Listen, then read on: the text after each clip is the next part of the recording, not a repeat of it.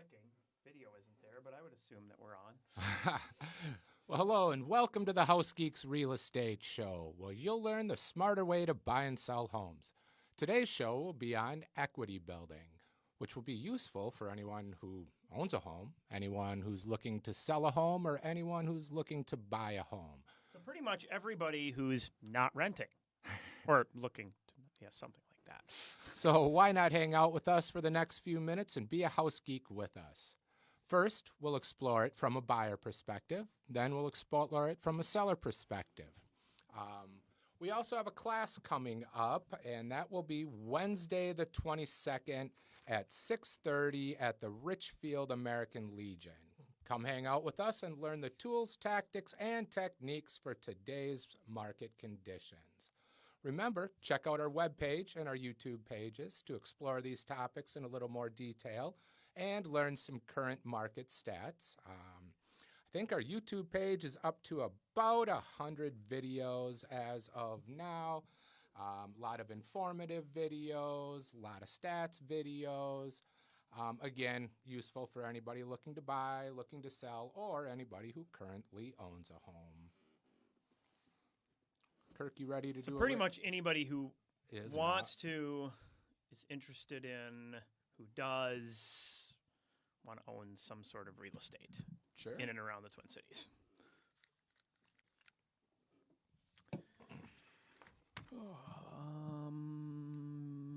There we go. The classes keep building, and we do have an updated version. Last class we had to basically hold out on additional invites because we were packed. Mm-hmm. So I think people are digging the book. I think so. And we do have a new book, the Smart Home Buyer version 2.0. 10 additional pages, more info in the walk-around checklist, more buyer tips in there, general deal shopping information. Really make the home buyer a smart home buyer as they get out into this process. Yeah, and all of these things continue to evolve. The web page, the YouTube page, the book, the class. I was in a meeting with a buyer a few days back, and she was telling me her experience with the last agent. And I said, "Oh, you got to read this. This is as co-author of this book." And I showed her the first page, and she's like, "Oh yeah, that's exactly what happened to me." We were, it's the shotgun approach versus the surgical approach. And sure. Everything that we listed off in shotgun was exactly what happened. Oh wow. So, but I mean, we put that in there because sadly enough, we've heard that story more than once. Mm-hmm. Yeah, or twice, or 100 times. Okay, equity building. Let's start recording, huh? Sounds good.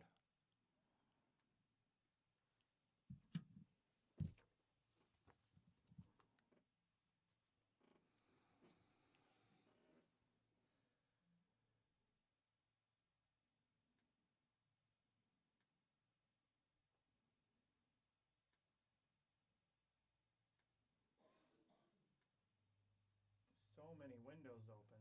There we go.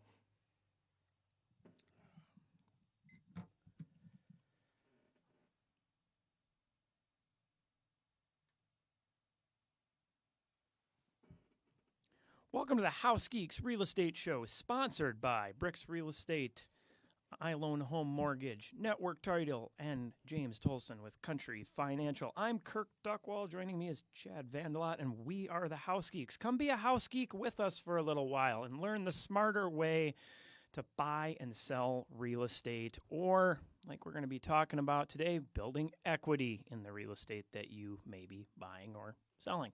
If you have any questions for us regarding this topic, or if you're just thinking about buying or selling a home, give us a call at 612-207-5388. Again, 612-207-5388. You can also check us out online anytime at housegeeks.com for the latest and greatest home searching and researching tools. Follow us on our Facebook page. Type in House Geeks, look for the little house and glasses.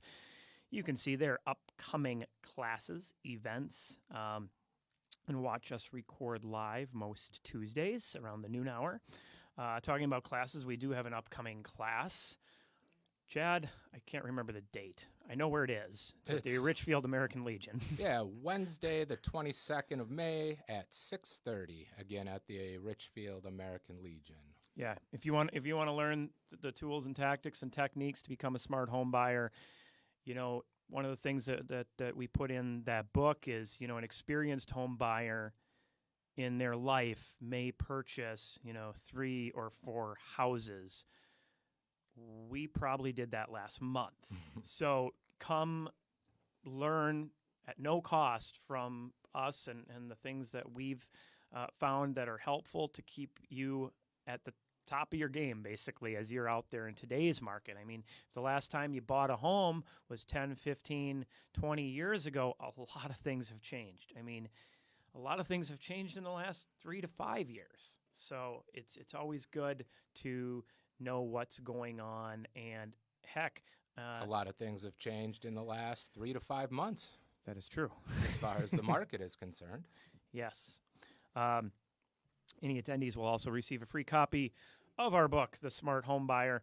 And I mean, kid you not, we talk about stuff in there that over the course of your home ownership will save you tens, if not hundreds of thousands of dollars, whether it's in your purchase, your mortgage, as you're out there. Okay, so equity building. This is a fun one.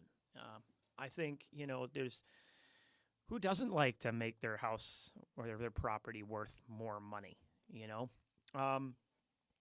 It's kind of a rabbit hole, though, right? Yes. That you can negative equity build as well. Take out too many loans and make too many improvements. And it's kind of the funny thing is the improvements that people generally think of. Oh, well, we can put on an addition. We can build a deck. We can redo the whole kitchen. We can do kitchens and baths. That those tend to be the ones that get you upside down if you're not careful with it. As opposed to looking for expanding the existing finished square feet in a home. For example, buying a home with an unfinished basement where you could add a bedroom, bathroom, family room. That is a much more cost-effective and much more bang for the buck on the return, and you get to enjoy it while you're living there. Yeah, I mean, you could end up spending, $20 to $30K to finish out that basement. I'm sure somebody's out there, oh, it costs more than that. Well, yeah, it definitely can cost more than that. But if you're working on a budget and you're working with the right contractors, you can keep your costs low. And finishing it to an appropriate level. Remember, you're finishing a basement, right? It doesn't have to be, Corinthian marble. How about finishing it in the off season, such as winter, where contractors might be a little less busy? Exactly. Look at saving money in certain times of year, or just get on their list. Hey, come out when rainy day. Rainy day in the summer. You got a basement to work on. It's you spend that 20 to 30K, and you could easily add 50,000 in value. I mean, especially if you're talking about 800,000-900,000 square feet of unfinished space hanging out down there, you'll get some money back on that. And it's not just finishing the space, but like you said, Chad, adding a bedroom that can make a really big difference. The other spot is story and a half houses, and we definitely have a fair share of story and a half houses around here. And there's some interesting configuration changes you can look at and may have not thought about. Normally I'm not a fan of killing a bedroom, but if you can add that bedroom without, going down to the basement in certain spots. So story and a half houses, one of the common issues is lack of dining room, right? We see it all the time. A lot of them don't have a dining room. But if you can blow out into one of those bedrooms and steal that room to create your dining room, and then if you do a bump out on your upper level to create the space for that additional bedroom, right? So you're keeping the same number of bedrooms, gaining that dining room, taking away an objection, and adding finished square feet. This is where you can take a house and pick up $75,000 worth of equity.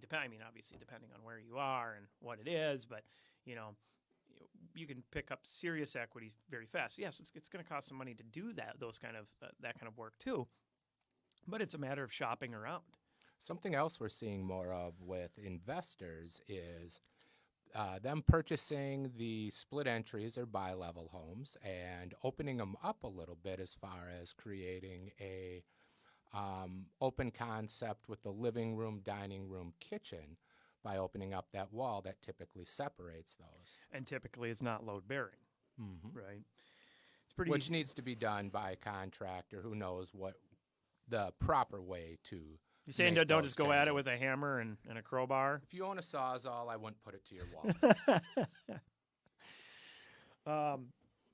Yeah, I mean, the split entry design is not only flexible on the single family, but within the townhomes too. I mean, one of my favorites, what I think is one of the best unknown secrets, is the quad style townhouse.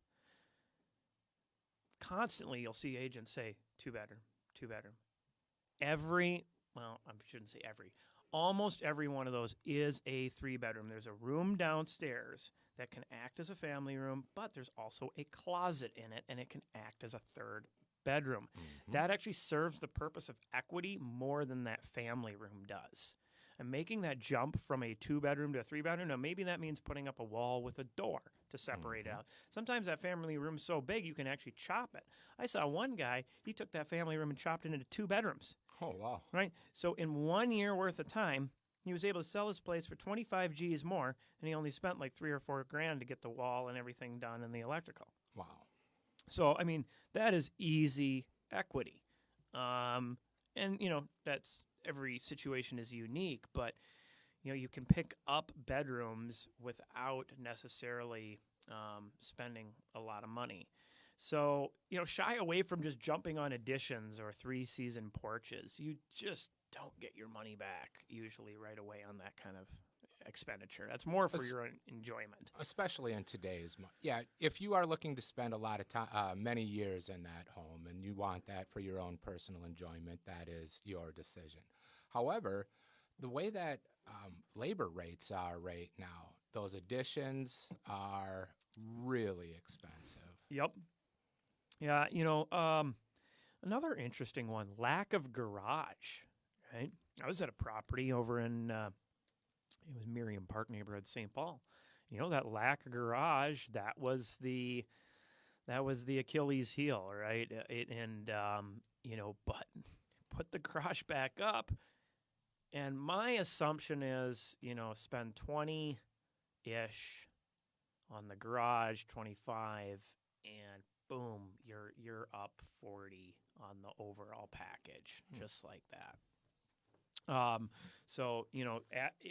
Properties that are missing garage stall or missing a garage, take a look, see if it's just underpriced for the location. That can be a quick go in. General cosmetics. We're going to talk more about this when we talk about sellers and what they can do. But I mean, I kid you not, you can go in a house with stinky carpet and bad paint, and paint it and put down carpet, and maybe it's an old appliance that needs to be replaced or something, but you can pick up 15, 20, 30K worth of equity on very little dollars and cents spent. Like I say, every situation is unique. But yeah, I mean, we constantly are walking through giving suggestions on this stuff, so always happy to help with that. We'll be right back after the commercial break.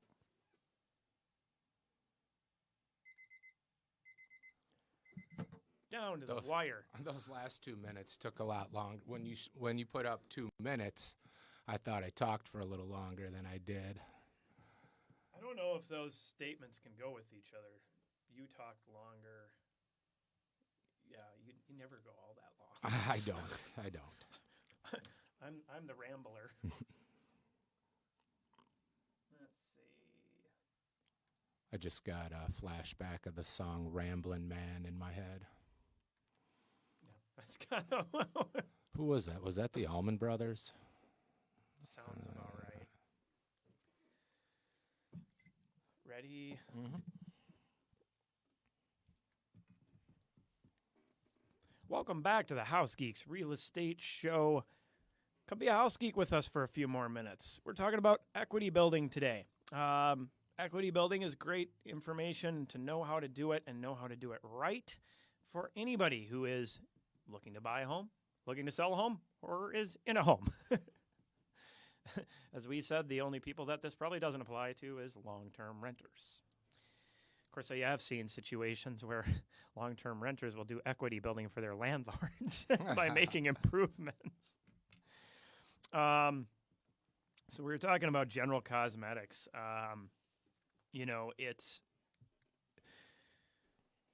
general cosmetics. And if you want to know how much money general cosmetics can make a difference on, just look at these instant offer things that we see around town, right? These are basically taking potential equity for a person who's in a situation where they need to get out quickly and going, well, we'll take care of all that, right? And why do they do this? The kindness of their heart? Well, there's a profit to be had to provide a service, to provide a convenience, right? So, but keep in mind that that's what they're doing. They're going in and putting in general cosmetics. They're painting the cabinetry sometimes, or installing new flooring and painting the walls. Right. Maybe doing some hardware updating or lighting updating, all those cost-effective things to do that make the home appear a lot more attractive. You know, We Buy Ugly Homes is another example of that. Most people have heard of We Buy Ugly Homes, and that basically says it all. They take good, well-built homes, solid homes, and basically do the cheap updates to get some equity in it and then turn it over. Right. So, and here's the thing, and we've done this for years. I've done this for years. If somebody's in a situation where they don't have the funds, which we run into with estate sales, or, somebody needs to get out of town quickly, come talk to us. We're happy to give you some names of contractors that are willing to hold out until closing to collect funds. I have 2 that are closing this month that are in that situation, right? So, we can get you in contact with the people to help get you that equity, right? It's a heck of a lot better than taking some low offer from an investor when you can get that money yourself, and it's a lot easier and less stressful than you may think. I think the hardest part for a lot of people is just picking up that phone, making everything come together. That's pretty simple. Talking about that instant offers thing is, we see a lot of times these are 8% under at least current market rates in a lot of scenarios. So, be aware that you can build that equity on your own as a seller. So we were saying that the general cosmetics, the light stuff, that makes some of the biggest difference. And it's number 1 and 2 is carpet and paint, hands down. You walk into that house, and especially if there's been pets or a smoker, we know what that does to a buyer, right? We talk about perception, and you have the perception of a buyer. When they see a property online, they see the pictures online, they don't smell the property online. They don't smell the pet smell. They don't smell the cigarette smell. They don't see the rub marks on the walls, right? So their perception is that this property is going to be in this better condition than when they get in the door. And when they get in the door, their first instinct, right when they cross that threshold and smell that and see the marks on the walls, is that it's old and run down and not maintained. And then if you paint it and put in new carpet, that creates a different instant impression when you cross the threshold. New carpet and new paint give the impression of new. Right. There's some stubborn people out there. Well, a house is a house. It'll sell. I don't have the time. I don't want to deal with that. Okay, you're gonna lose 30 G's. Okay, I kid you not, 30 grand. That is for a house that's roughed up, that doesn't look good, that doesn't meet the buyer's expectations. If it's not worth the $5,000 or the picking up the phone to set up the appointments, then it's, that hit for 20, 30. I've seen more. I mean, I'm using 30 because it's a middle of the road number. So, that taking care of this stuff will be well rewarded when you're selling. And I mean, we have an extensive list of recommended contractors to go through to get things set up. And, or if you have people that you've done, take the time to do this prior to coming on the market, because that's equity. That is real equity. When we're going through with people, they'll be like, well, we're thinking about redoing the kitchen. But then when I say, I think you need to paint the walls, they get frustrated. Right? It's like, no, you got more money sitting in those walls being painted than you do redoing the kitchen. So yeah, number 1 and 2, carpet and paint, right? You walk in and you smell that fresh paint, which is kind of overwhelming the smell of the fresh carpet. The general idea, fresh.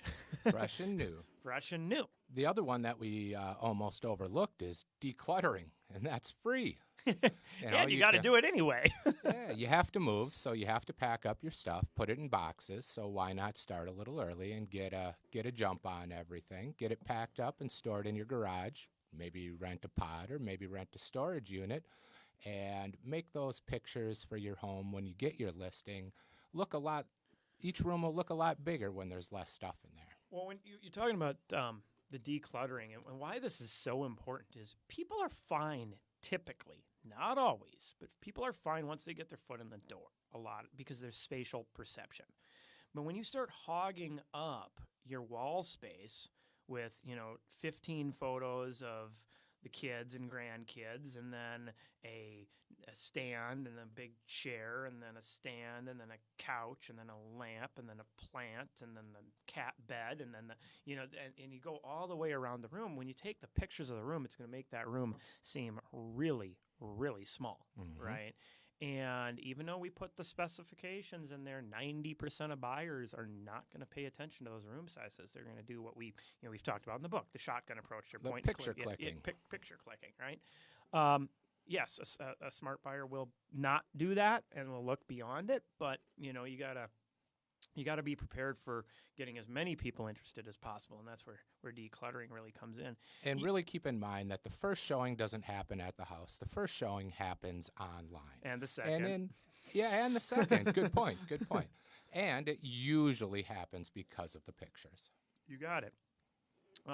You mentioned that point about people thinking crack that door and get that smell and see the roughed up walls and the clutter and that sense of, this needs work. And kid you not, it goes beyond the buyers. I had an agent call me one time, and they're like, they went through the house and they had said, well, I don't know, there's some interest.